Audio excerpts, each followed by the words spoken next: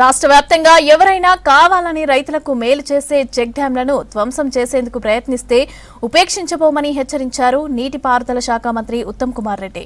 పెద్దపల్లి జిల్లా గుంపుల అడవిసోమనపల్లి గ్రామాల్లో చెక్ డ్యాంలు కూలిన ఘటనపైన తీవ్ర ఆగ్రహం వ్యక్తం చేశారు.